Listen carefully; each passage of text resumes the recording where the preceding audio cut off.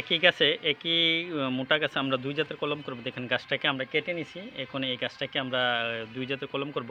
আমরা যে দুই জাত কলম করব এই দুই জাত কিন্তু আগে আমরা ফিতা দিয়ে পেঁচিয়ে নিছি। এটা হচ্ছে একটা বাড়ি ফোর আর একটা হচ্ছে নীলুদ্দিন 12 মাসি, এইটাগুলো কলম করবে এটার মধ্যে। আমরা সাইডে দিয়ে ফেরে নিব ক্যাম্বিয়াম লেটার, এই সাইডটাতে দেখেন আমরা চামড়াটা ফেরে নিলাম, চামড়া অংশটা ফেরে নিলাম এটার। হ্যাঁ, আর এদিক দিয়ে একটা লাগাবো, এই সাইডের চামড়ার অংশটা আমরা ফেরে নিব।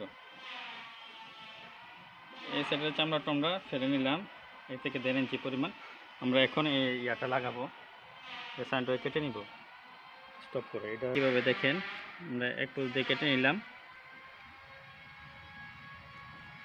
এক পুষ দিয়ে আমরা কেটে নিলাম এটা।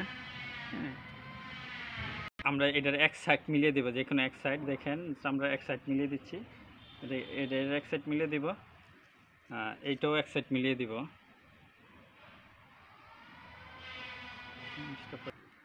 হ্যাঁ, এভাবে ফিতা দিয়ে নিচটাকে ভালো করে পেঁচিয়ে দিবেন। দেখেন আমি ফিতা দিয়ে নিচটাকে ভালো করে এভাবে পেঁচিয়ে দিবেন স্টপ করে। দেখেন আমরা এই গাছটাকে পুরোপুরি ডেকে দিলাম, যাতে করে এখান দিয়ে আলো বাতাস না ঢুকতে পারে, পানি না ঢুকতে পারে। এটা 2 মাস 2 সপ্তাহের মধ্যে শিকড় বের হবে। ওকে, সবাই পেজটাকে ফলো করবেন। আল্লাহ হাফিজ।